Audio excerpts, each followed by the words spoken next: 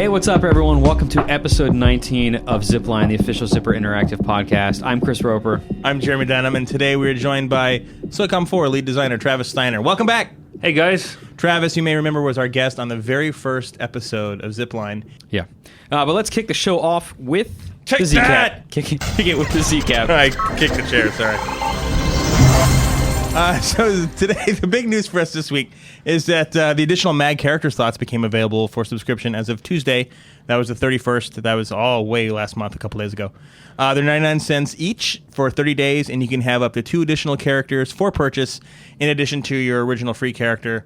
Don't worry, we're never going to charge you for your first character. He stays free.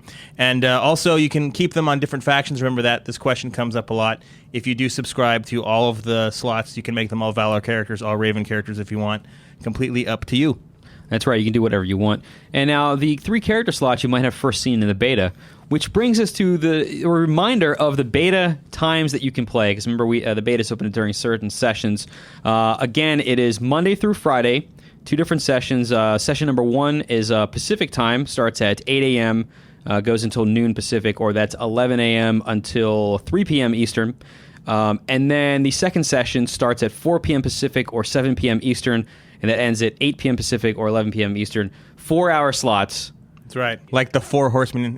Chris is actually holding up his fingers. He looked like Ole Anderson. It was pretty sweet.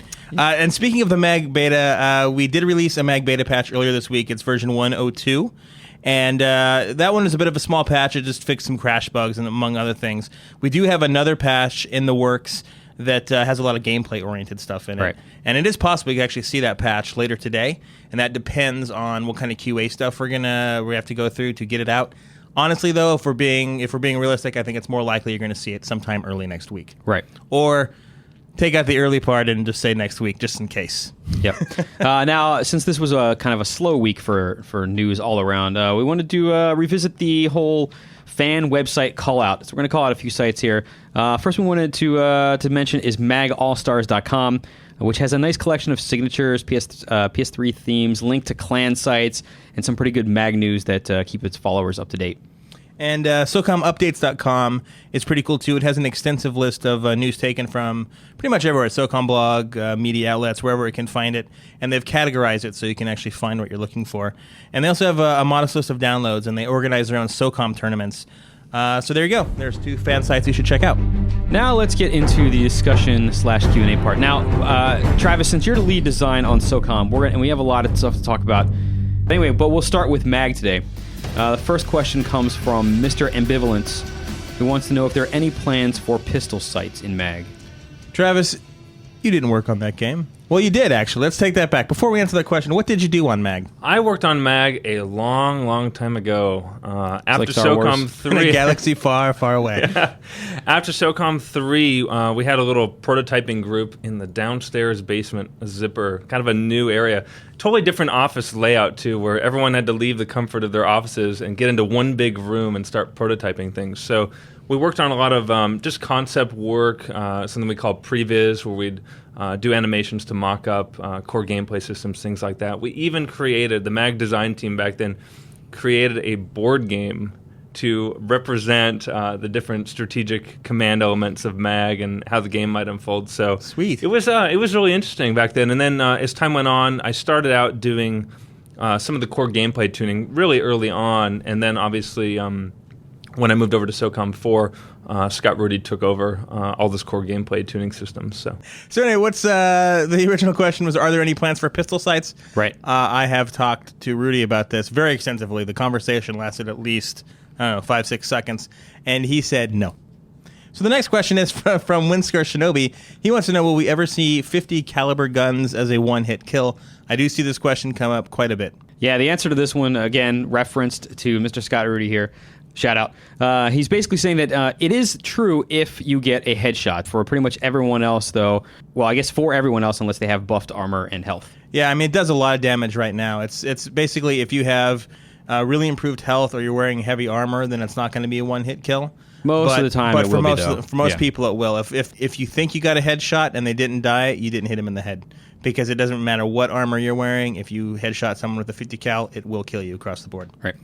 MessyFan12 wants to know if there are any additional plans for the knife. A lot of talk about it this week on the forums. He says, in other words, will it ever become a weapon that you have to equip, or will it receive any damage, nerfs, or buffs? So what's interesting about the knife is there's actually some memory restrictions that keep us from using it as an equipable weapon versus the way that it is now. So it will never be an equipable weapon, at least not under the current way that MAG's set up, and we don't foresee that changing anytime soon. But we are looking into adjustments for the attributes themselves. We can't really elaborate on anything other than that. But going forward in the full game and in the beta both, you are going to start seeing some adjustments. But what those are going to be, we're still hashing out. Mm-hmm. Sniper768 wants to know, given Zipper's PC experience, will you guys ever bring MAG to the PC or any other game you're working on for that Travis, matter? you can answer this one. We're part of Sony now. We're really excited about making products for the PlayStation 3. That's the place that you want to be playing these games. Sony makes Vios. They do. So, I mean, they do make... But yeah, being part of the PlayStation family, though, that's PlayStation. definitely our main focus. Yeah, I mean, that's Sony's whole approach. We're part of the Worldwide Studios group, and that group is pretty much solely develops for Sony platforms, and that's PS3, PSP. So the chances of ever seeing us on a PC depends on whether or not Sony changes its strategy, and I don't foresee that happening anytime soon. Right.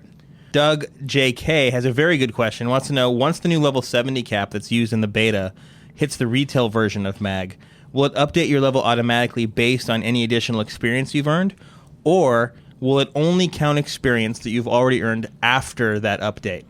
This is a very good question. The answer is that when those extra 10 levels become available, you need to earn the experience for those. That's right. So it's not like if you have 1 billion experience, it doesn't say you had this much left over and applies it. It says, hey, 61 is now available, and you have, since it's become available, earned 0 towards it.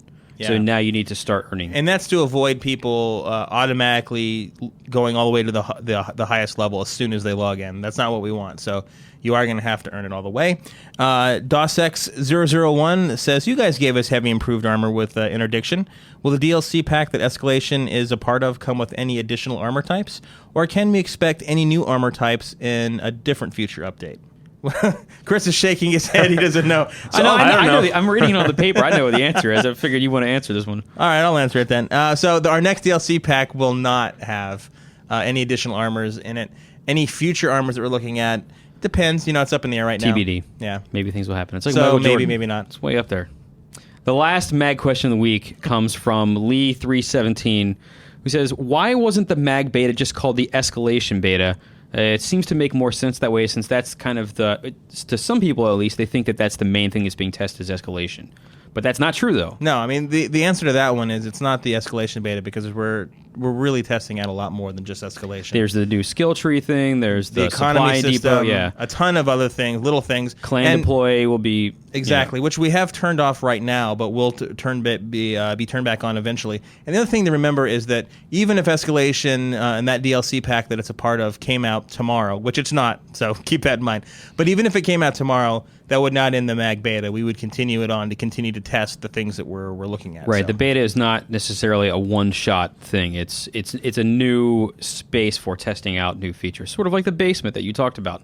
Right. Pretend MAG beta is a giant basement. Where is the basement? How do you get to it? It's not really much of a basement anymore. Actually, it's kind of where is it near my office? Is. It's yeah, because Seth's office and my office are right next to each other. Exactly. Your office and Chris's. That was all one big room before. Okay. With like a closet that had some sort of weird smell in it, and I actually had to sit near that. I hope I didn't cause that. No, I'm glad that it's not there by the time I got there. That's a big bonus. I think that's actually where the conference room is now, so I will never meet there. Curious. Ever. Let's get into the SOCOM 4 Q&A part of this. First off, Travis, you were at Gamescom a few weeks ago. We mentioned last week or the week before that Gamescom was going on, and we had the extended version of the E3 build, new intro, cinematic part, and then kind of the helicopter crashed into the building. And we put up that the 14+ minute walkthrough we had the other day, which I assume everybody that's listening to the show has seen. And you narrated it. Yes, you did. I did. But you were actually at the show. You did a lot of some of the demonstrations. Can you give us a first-hand account of what it was like taking the game to Gamescom? Some of the reactions to it, those sorts of things. Yeah, no, it was really cool. I'd never been to Gamescom before, but something I've always wanted to do. It's in Cologne, Germany, which is in the western part of the country. And when I got there, really the best way to describe it is sort of it's almost E3 size, but but kind of not quite. Takes place in a rather large convention center, and it was just packed full of people, though. Unlike E3, Gamescom's actually open to the general public, so it wasn't just media and press that were there. You had gamers from all over Europe coming to check out the games. SOCOM had a really big presence at the show. If I could explain it, the Sony booth itself was divided into 4 main sections. You had kind of divided up between casual move titles, games like Gran Turismo, the everyone titles were kind of out in the open space, and then anything that was what they would deem or rate in Germany as 18 plus was in kind of its own sealed off area. So we were there along with Infamous 2, Killzone 3, Motorstorm Apocalypse, and the whole SOCOM area was set up as a destroyed living room. So we had couches with bullet holes in them, picture frames of OPSCOM and the team all destroyed and everything. Not the team destroyed, but the frame was all beat up. And I think in total we had 4 different stations. We had, 8 different stations. 4 were for the Move and 4 were for the DualShock. And it got crowded really quickly. It was interesting, before going there, I kind of had this preconception that modern military shooters just aren't quite as popular in Europe. I'm not sure where I got that. I just always had this opinion that the European audience was more interested in other genres. But definitely, once I was there, that was either not true or things have changed, because we had a great turnout of people playing SOCOM. Met some great SOCOM fans there, and in general, people were having a lot of fun with the game. Seemed like a pretty even distribution between people who wanted to play it with the DualShock and people that wanted to play it with the Move. It seemed like people were having a great time. These kind of, particularly when you have it in the hands of the public for the first time, it's also great as a usability test, because we can sit there and watch and see what parts of the game or what parts of the levels that we still need to refine, to make better, things that people are having trouble with, and also see the things that are working out really well. So in total, I think people had a great time, and it seemed like it was a great success for SOCOM. It's a good little plug to remind people that the Mag Beta supports Move support.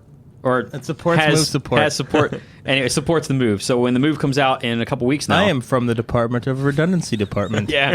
But when the Move comes out in a couple weeks...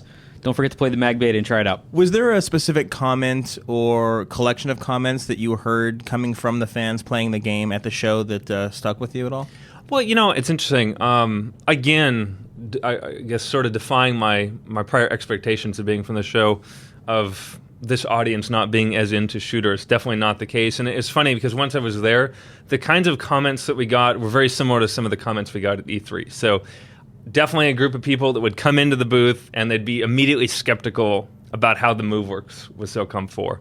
And almost all of them, after they play it, they're converted. They definitely were excited about it. I think a few other people, maybe more of the hardcore guys, might have inquired about cover, although I didn't really hear cover come up as much. It was mainly about, early on skepticism over whether or not the Move would work in SOCOM, and I think nearly everyone walked away really excited about it. I think, time and time again, we got a lot of feedback on the graphics and the fidelity of the cinematics. I think that's one area in particularly that we saw a real, boost in the level of polish that we had between this build and what we showed at E3. And people definitely noticed that. They called out the great particle effects, the elements of the environment that were destructible, and things like that. So I think that part in particular, people really liked. That's one thing that I've actually been really impressed by lately. We actually just saw some new stuff that has been added since the Gamescom build already. Since like last night or that whatever. already makes that same level look even better. I know, literally every week there's some new thing. We can't even hardly keep up. So yeah, I think it's on a good path. Yeah. Now, speaking of controls, which you were talking about for the Move, going back to the DualShock thing, I know a lot of the listeners are old-time SOCOM fans, and they're interested in, number one, are the controls that we've talked about at E3 and stuff like that, are they final? But number two, a lot of people are wondering about customizability of controls. What kind of options are there going to be? Options for classic controls? What do we have in that department? Well, I know a lot of fans out there want to know more about the controls, and I'm excited to share more info on this. So if you bear with me, I'll get a little bit detailed here in the SOCOM 4 control scheme. To start off, I think controls are one of those things that's, as a designer, is both a lot of fun to work on and also very intimidating. Time and time again, no single part of the game gets more feedback internally than the controller layout. I've been a part of many different iterations where we hook something up, we check it into the build, and then instantly on the emails going to all zippers, half the studio is praising the change and the other half is complaining about it. So it's one of those things where, it's tough to balance everything out. Sometimes you're even choosing between the lesser of evils. But it's a fun challenge to undertake. And I think that with a game like SOCOM 4, right from the get-go, something we had to ask ourselves is, how much of the control is going to have to change to accommodate this new style of play and some of the new features that we have. Can we maintain a pure classic setup, or do we need to evolve the controls, either for new features or just to kind of remain contemporary? So that's something that we played around with quite a bit. I can't even tell you how many iterations of the controls we've had. Probably, seriously, over 100. I mean, literally, we've gone through many different passes. And he's going to now name them all to you. Yeah, exactly. Prototype 33B had movement on the 6 axis, so you'd shake it and OpsCom would run through the level. I'm glad that we didn't use that one. Exactly. Actually, it's funny. So as soon as I heard about 6 axis, that was something I was really excited to hook up with our cover system. And it was even before Confrontation, I think, had it in theirs. And at the time, we kind of felt, I think, when Confrontation came out, it was like, oh, they stole our idea. But it was one of those things that the more we play with it, the more we thought, I think we're doing enough with other things that the analog sticks work best for cover. So we are supporting motion controls through the PlayStation Move, but we actually don't have any game mechanics that use 6 axis. So right from the get-go, I figured that's something I want to mention. In terms of the actual controller layout, though, let me go ahead and go through, if you guys want to bear with me. Yeah, go for it. I'm going to go through all the different components. I like to think this is 100% final. As always, we may have some gem of an idea later on to change one thing here or there, but I think everyone in the studio seems pretty happy about it. The emails seem to have died down or calmed down a bit, so I think people are excited. Okay, to start with, I'll start with, kind of go left to right. So on L1, if you hold that down, that's where we get our aim view. And when you're in the aim view, it'll automatically go to the shoulder view. But if you tap R3, it'll go to the scope view. And then if you let go of L1 and you then hit it again, it'll automatically bring you back to the scope view. So that's something we wanted to make sure. Whatever you had used last, it goes back to. Exactly. So we want to make sure people can get quickly in and out of whichever one they left off with. So for L2, if you tap it, it'll do a quick swap to your backup weapon.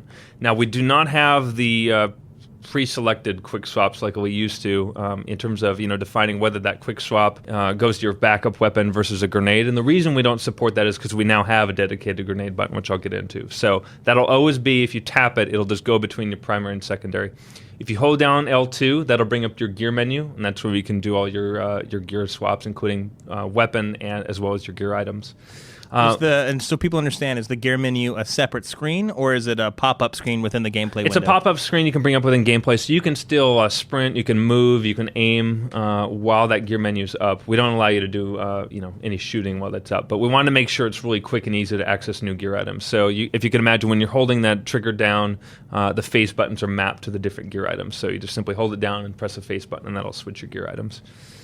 Moving on, then to the right, obviously R1 is to fire your weapon. R2 is our new gear usage button. Primarily, you probably see me demo that with grenades. So if you press and hold the button, we'll get the traditional style grenade arc. But if you tap the button, it'll just do a quick throw to wherever the reticle's pointing, which is working really great. Now, obviously, if you have a different gear item equipped, something other than a grenade, that gear use button will be used for that. Or in the case of even airstrikes, when you're calling an airstrike, we'll also use R2 for that. So that was something we actually, internally, there was a lot of demand to have the dedicated gear button. And I think that was something I always struggle with the old SOCOMs, was having to make that decision of, do I want the quick swap to be grenades or backup? It's like they're both important, so now we have the ability to quickly access either one, which I think is really key. Moving down, triangle is for stance change. It works exactly like the old games, no change there. Circle, if you tap circle, that'll be to get in and out of cover. You can also press down on the analog stick to get out of cover. Circle will also be an action button. X is for jumping and vaulting. And square, if you tap square, that'll be to reload. Sorry, actually, one correction. The weapon pickup's actually on square as well. All other actions, though, are on the circle button. Yeah, and I think that's a key difference. Yeah. And that you're not going to accidentally do anything now when you're going over a exactly. We used to have the weapon pickup on the same button as the cover, and then, of course, if someone dropped a gun near a cover object, you'd go into cover instead of picking up the gun. So Want to clarify that. And just to back up a little bit for those, if you're listening to the podcast for the first time or you're new to the SOCOM series, when Travis was talking about the stance button, that's in reference to standing, kneeling, or going prone, or aka laying down. Exactly. So tapping it quickly goes, between stand and crouch, and if you hold it, it'll go prone. Then moving back down around on the right analog stick, obviously that's for aiming, and then R3, if you plunge that in, will be for your knife attack.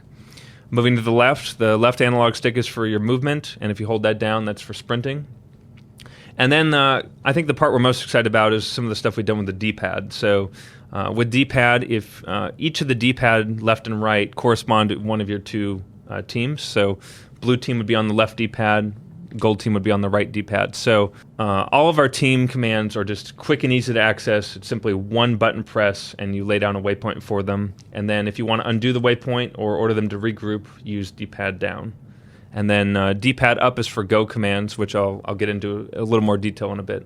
The start button will be used for the tac map and pause menu, so we're actually combining those things for the first time to free up a little more button space. And then select will be your real-time scoreboard and stats.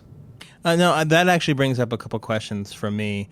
Specifically, one of the most asked questions is why have a run button on L3 like we do, as opposed to just letting the analog stick control your movement speed. Why the decision to do that versus just going the analog stick itself? We've tried a lot of different setups. The main reason is because if you're talking about a true sprint, not just a run faster type of mechanic, we find that when you want to be able to sprint, you want to access that instantly. You don't want to necessarily have to wait for that ramp up time. Particularly if you're sprinting from across a field of fire, you just want to get there as quick as possible. You want that instant access to the sprint button. So you just mentioned some of the team commands. Can you get into a little bit more detail about what you can do with them? Absolutely. Well, for starters, we wanted to make it so the team commands in SOCOM 4 were a lot more streamlined and quicker to access, particularly in a firefight. We didn't want to have the player jump through hoops or get through, I guess, what I'd consider more of the complex menu systems that we've had in the previous games. Even though I think those were really groundbreaking and we did a lot of cool stuff, I think the one limitation is how quick you could access these things in a firefight. So the main crux of the team command system is to have simple one-button presses that are contextual so that you can order your teammates around quickly in a firefight. So just to give an example of a scenario where you would use this. Say you're coming up on an enemy installation and you see some guys patrolling around. They haven't seen you yet. You're hidden. You can actually, by tapping the D-pad for each team, you can order them to start moving there. Or conversely, if you hold down that D-pad button for the team, you can queue up a command. So sort of like drawing up your own tactical play. So, for example, I might hold down the D-pad left button and tell blue team, on my mark, I want you to go move to this location. You're going to kill that guy. So I put the reticle over an enemy and I press that same D-pad button, and it just contextually knows, hey, instead of ordering a waypoint command, I'm actually going to order you to take out this target. So I could maybe tell blue team, take out that guy. And then for gold team, I might send them around the other side, maybe have them target the enemy commander. And then me as the player, I might move into a better position where maybe I can support them, with a sniper rifle from high ground. Once I get into position and everyone's all ready to go, then D-pad up becomes the go code, so the go command. So as soon as I've placed one of those wait commands, D-pad up now becomes okay, let's go ahead and move out and execute the play. So I move into position, I simply hit D-pad up, and then all hell breaks loose and the guys start moving into position, taking down enemy targets. So you can also order the teammates to take out vehicles, and really the key there is just what you can do again in a firefight. Whether you're behind cover, guys are shooting at you, we got more advanced enemy behaviors where they're going to be coming up quick on you or flanking you, and you want to be able to order blue team or gold team to take out specific targets or execute their own counter tactic. And I think that's really key, based on where we want to tune the difficulty of the title. And again, all the things we're doing with this enemy squad tactics is making sure that you as the player controlling your own team is really a key part of SOCOM 4. What I find in practice when I play is that with command systems that take a little bit longer to use, I'm less likely to use it in a scenario where I kind of know what's going, or I think a fight's going to be easy. But since it's all just look at something in one button press, I go, it's going to take me half a second to do this. I might as well send them over there to back me up. And then in case I do get into trouble, they're in position rather than sitting behind me. So I tend to use it a lot more when I might kind of just forego it to continue to move on in other scenarios. So I think that works better to kind of encourage use of it more often. Yeah. Here's a tough question for you. Is there it's tough, I guess, depending on the answer. Is there anything that you used to be able to do with the older command system that you can't do now, or is it all in there and just in a simplified way? I think, in fairness, there are definitely a number of commands that we cut out. I'm trying to think of some. In the old games, you could go through the menu and simply say, I think there were 3 or 4 different ways you could order them to move to a position or order them to deploy specific kinds of gear items. I think that offered a lot of depth, but in practice, I think a lot of those commands just didn't get used as often as the simple, I want you to move here now and take out this guy.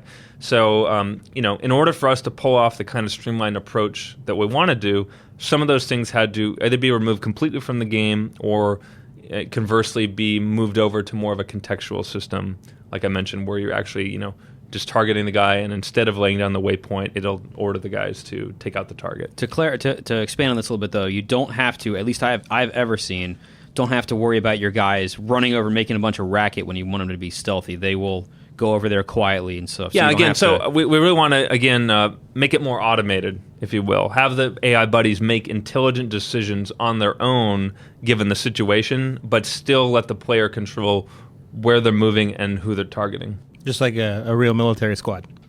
You listen to your commanding officer, you go where he tells you, but you're the one holding the gun and have to react accordingly. Exactly. I mean, the commander's not going to sit there and say, deploy frag there every time, or, get into that specific about how they're moving around each location. So. Now, we've talked a lot about how the game works and the control system, and I'd say that it's, correct me if I'm wrong, Chris, but the most asked about question on our forums is definitely about multiplayer and the multiplayer modes, etc. Can you talk a little bit about the current state of multiplayer, where it's at, where things are headed, etc.?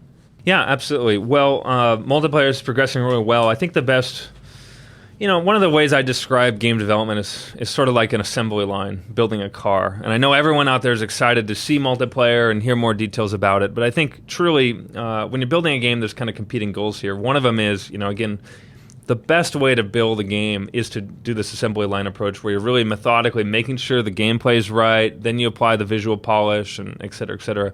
But then, of course, there are exceptions where you need to demonstrate your game early on and get more of a vertical slice. And we wanted to do that with single player to really prove out some of the great strides we've made for the SOCOM franchise. I think SOCOM's so well known for multiplayer that we felt it was better to spend that effort on the vertical slice for single player. What that means is that multiplayer is progressing just fine. We've made, all the game modes are pretty well locked down. We're still, tweaking a few things here and there. Community features are nearly there. The maps, the layouts are all solid. It's really just applying that visual polish. And until that polish goes in, it's not really something that's ready to be shown.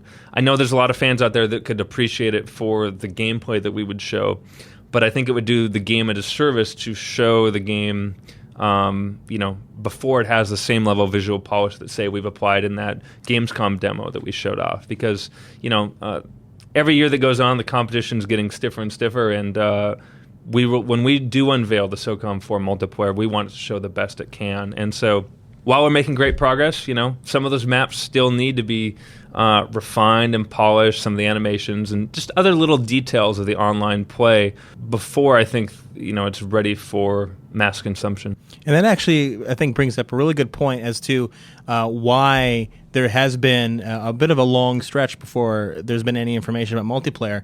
It's no secret that we've often said we can't talk about it yet.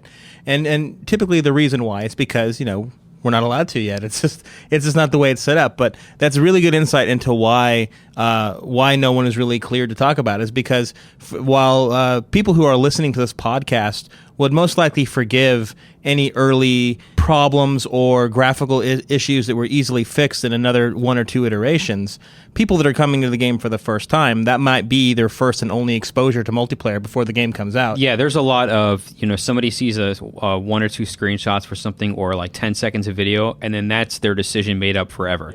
So if you don't get that first impression right, you've lost them. And really, in order to achieve that level of visual fidelity for a demo, that is such a big effort for the studio, and it really can have an impact on other parts of the game. So, I mean, for example, the demo we did for E3 and Gamescom, that took a lot of different people to why bring it up was to the that. same thing at Gamescom. We didn't have a whole brand new level. Exactly. I mean, it's just such a big effort, and if the more demos you do, the less the rest of the game is getting built. And so I think that particularly for multiplayer, it's more important that we keep making progress. We make sure that all those multiplayer features get done and get done right and on schedule, than to reroute everyone, and instead of building all the maps we're going to have, put everyone on one map so we can get it up to that same level of visual fidelity. So I'm going to put you on the spot here real quick. It's not on our sheet either, so I'm totally surprising you. Oh, curveball. You've worked on every SOCOM since the second one.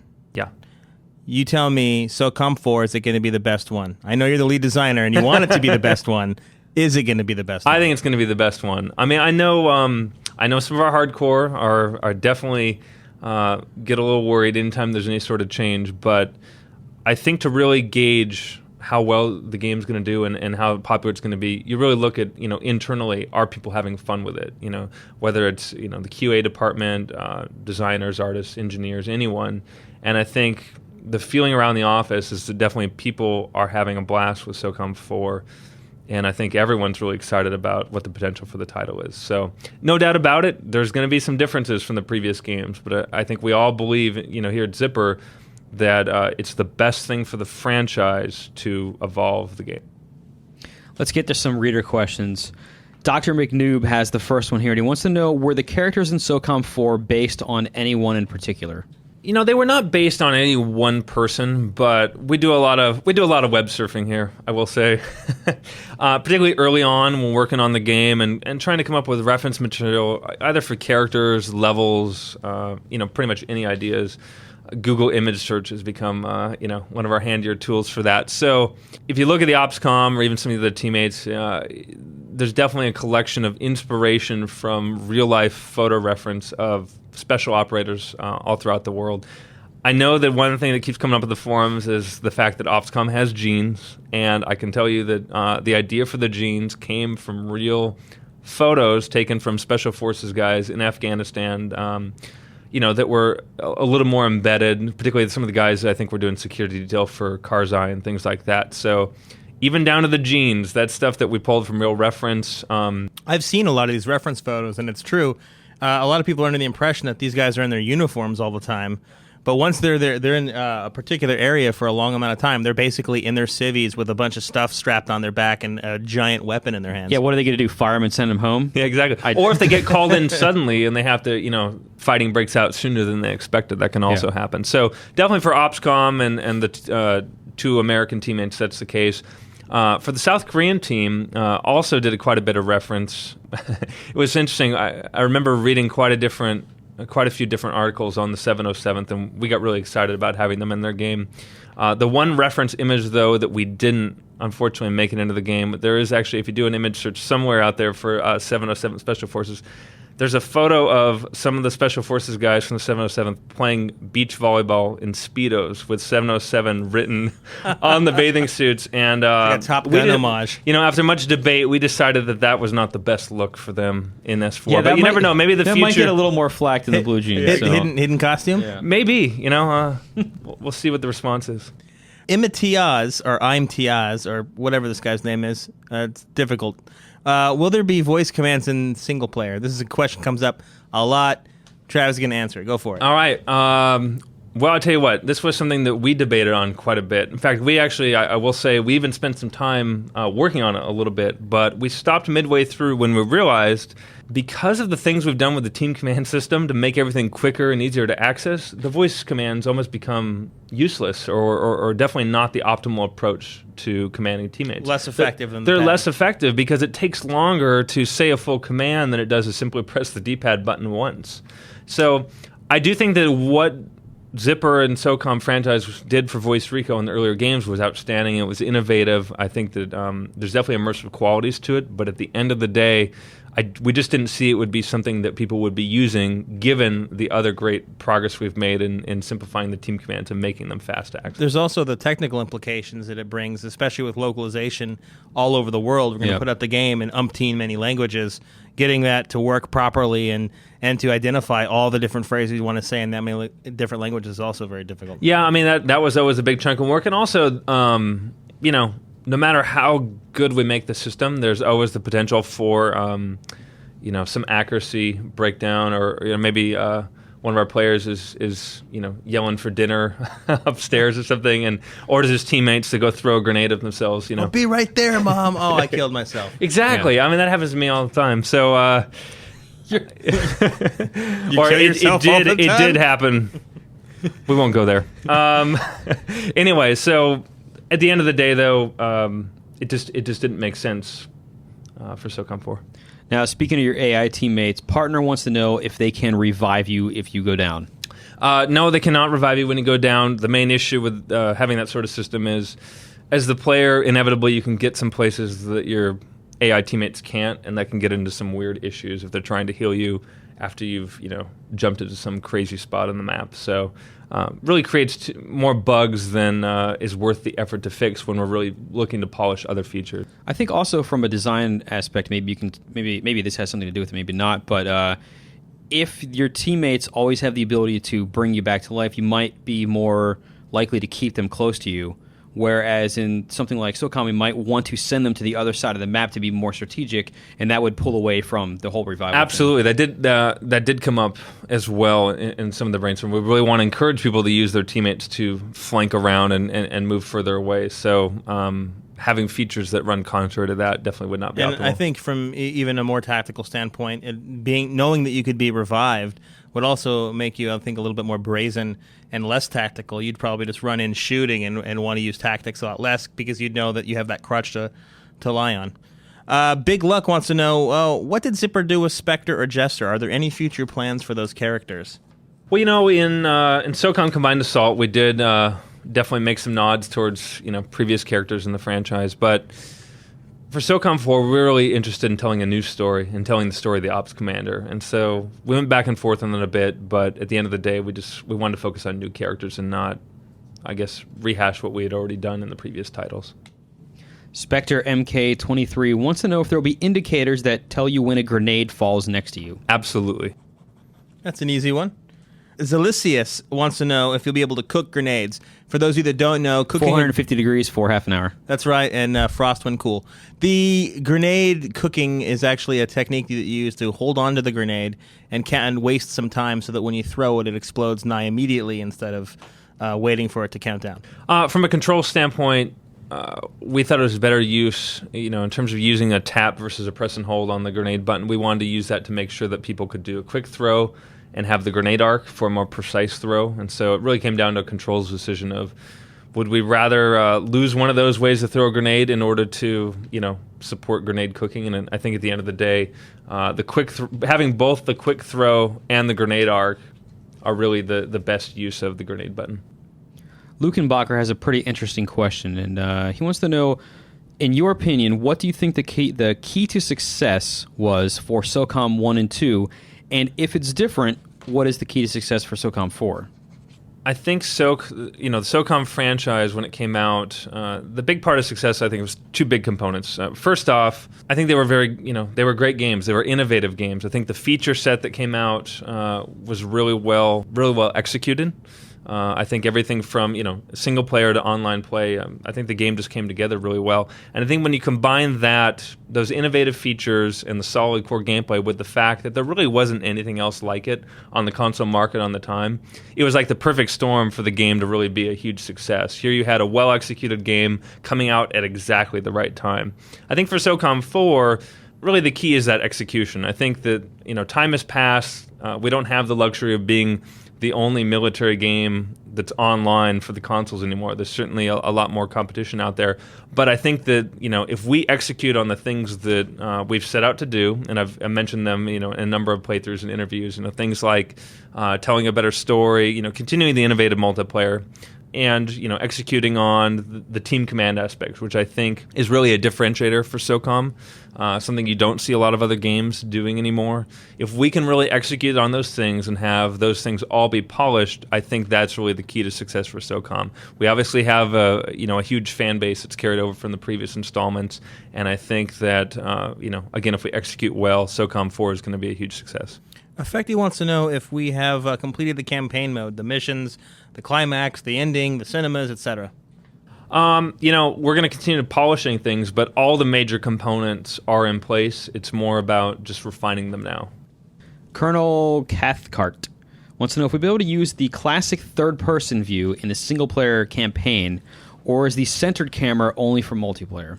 The centered camera is intended for multiplayer.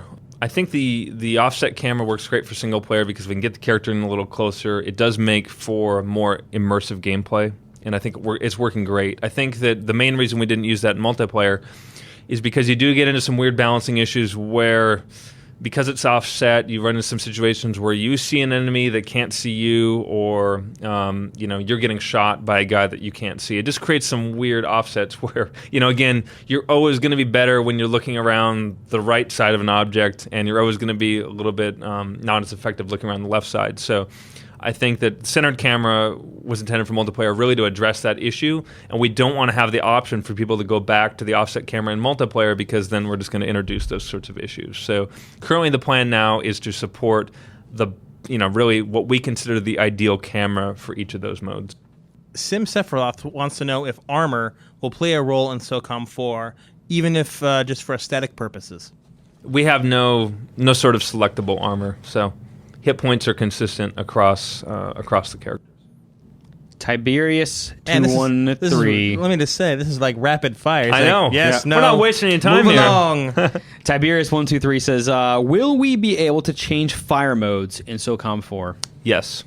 See, look at that, quick. How Quick and you easy. actually didn't cover that in the control layout. How will the fire switching work? So actually, that is actually one part of the controls that we're still tweaking a little bit. Right now, obviously, most of the buttons are being used for things. We're probably going to have that be reside in the gear menu. So when you go back between your weapons and you select them, you can also change the fire mode at the same time when the gear menu is open. I would imagine some fans out there would think that one drawback to having the fire mode in the gear menu is that you can't access your underbarrel grenade launcher as quickly, and that's definitely something that we considered, and that was a concern about, how quick can I get to this other fire mode? If I want to get a grenade out there, a 203 grenade, how quick can I get to it? We're actually going to change the system a little bit so that the 203 grenades are actually fired with that gear use button, so R2. So it should be very quick and easy to do, and actually has a nice feel to it because you have the two triggers there, one for firing regularly, and then you just hit the back trigger for a grenade launcher. So Sweet. Clay Tawan wants to know if SOCOM 4 will feature the ability to turn off health regeneration and blood splatter. Well, in single player, there will not be an option. Interesting. Dirty Walter, who, if you haven't seen his video on YouTube, the little song he put together asking for a SOCOM 4 beta, I recommend you check it out. It's funny. Wants to know if you can shed any light on what kind of encumbrance system SOCOM 4 will have, if any. No encumbrance system. I think playing a game like SOCOM is really about living that fantasy of being Living a the special. life. What's that? Living the life. Yeah, being the fantasy of being the special forces operative in the field. I'm not sure that anyone wants to live the fantasy of being the slow special forces operative in the field. So no encumbrance. Rev wants to know. He says, Travis, bringing back the abandoned map as a pre-order bonus is a nice nod to loyal fans of this series, but it's crucial for our nostalgic minds to see an accurate representation. Is the map going to be replicated almost identically, or are there plans to expand or change a few areas? Well, we don't have any plans to expand the map, but I think inevitably there will be some small differences, but nothing beyond the scale of, maybe changing a few objects here and there, or, slight adjustments to some of the paths or whatnot, but I don't mean, when I say paths, I don't mean routing, but just simply, again, just minor either terrain or object changes. But we're not looking at any sort of massive expansion of the map, like, say, what Crossroads saw in Confrontation, where they've really added quite a bit of area. Our goal is to keep the general scale and density of combat the same as it was in the earlier SOCOMs. Red Violence wants to know, why doesn't SOCOM have any manly beards? Every character is clean-shaven. Are beards hard to do or something? That's a good question. I think that given the AO and the area of operation, I think you see the beards a lot, again, in more Afghanistan, and I'm not sure if it's because in the wintertime it gets so cold there, but definitely in Southeast Asia, it just doesn't seem like you see the locals or, even when there are troops in the area. I just don't know if the beard is quite the look for our special forces on the ground there. So that's the main reason we didn't have it in this game. Not to say that, if there's a popular request for beards in the future, who knows? It could be So something. you can confirm that you're not an anti-beardite. I have no issues with beards All right, whatsoever. cool. So I don't have to shave. Thank you. Kagalindo says, since your original appearance on Zipline, episode number 1, has anything changed from SOCOM 4 since that time? Well, God, when did we do the first Zipline? How long Months ago. 20 weeks ago. Yeah, 20 weeks since ago. the E3 break. I mean, a lot's changed. Nothing in terms of, I don't think, major feature changes or anything like that, but just simply the level of polish on the game. I mean, in those final months when you're bringing a game, to the finish line, things really get improved quite a bit, whether that's, audio, visual, gameplay. I mean, even, as Jeremy was saying, just how even since Gamescom, we've seen a great increase in the graphical fidelity. So, yeah, I mean, a lot has changed, but it's more about how it's changed in terms of finishing the product as opposed to any major changes. We did remove the alien invasion at the end. Actually, I kept that in. Oh, I guess I'll check it again. Mauler5150 wants to know, what physics engine does SOCOM 4 use and why? We use Havoc, and I think it's just because that's the best on the market. And our engineering team is always evaluating different tools and other tech that's out there. And I think time and time again, that's just what they keep coming back to. So Very good. And now with that is the time for... It's time for the zip tip. That's right. I almost took Chris's thunder. Yeah, you for gotta let those me of do you who are not familiar with the zip tip, it is whatever wisdom our guest for the week wishes to impart unto you. It could be about a game, one of ours, hopefully. It could be about life. It might be about anything he wants. Travis, as every other guest who's ever been on the show, had no idea what he was going to say when the show started. Travis, what's your zip tip? Well, given that in the spirit of primarily talking about single player, I will give a SOCOM 4 single player tip, and that is watch your flanks. Something that's really different from SOCOM 4 compared to the previous SOCOM single player games is the fact that the enemies will flank you, and it can really catch you off guard. I mean, I can't tell you how many times there's been a shotgun guy or some other guy just suddenly takes me out, come around the sides of cover and whatnot. So that is one of the reasons we're trying to emphasize utilizing your teammates to counter these threats. So we think that's something that makes the gameplay in S4 feel a lot more dynamic and keep you on your toes. So definitely, when you do play S4 single player, that is something to be on the lookout for. An early dev tip, and if I may add, always braise your flanks. Make sure you have a hot grill before you put them down, about 6 minutes aside, a little bit of barbecue sauce. Excellent. That brings us to the end of the show. I don't know where to go from there except to end this thing. As always, you can find us on your favorite social networks like Twitter or Facebook. You can find us on Twitter at Zipper, twitter.com/Zipper, or you can find us on Facebook if you do facebook.com/SOCOM or facebook.com/Zipper Interactive. If you have any questions or comments for a future episode of Zipline or any of the ones that you've heard, you can always send us an email to zipline@zipperint.com. And you can go to our official forums, which are at forums.mag.com and forums.socom.com. Look for the blog discussion category, and then you can find the Q&A threads for our guests. Which get open every Monday. Every single Monday, you will find them there. Thank you very much for joining us, Travis. Thanks for having me. Great having you. You gave us a lot of information. And next week's guest is double. It's guest in celebration Double of rainbow. our 20th. In celebration of our 20th episode, 20, we're actually taking the 2 and adding the 0 for 2 again to have two to have two great guests. math. Thank you. To have 2 guests. So next week we'll be talking about MAG quite a bit. The MAG beta, where it's at, where it's going, with designers Ben Jones and Jason Olander, both who've been on the show Both before. returning guests, yes. So that's it for this time. I hope you guys enjoyed it. Travis, once again, thank you very much. Roper, thank you very much. And I love your striped shirt. Until next time,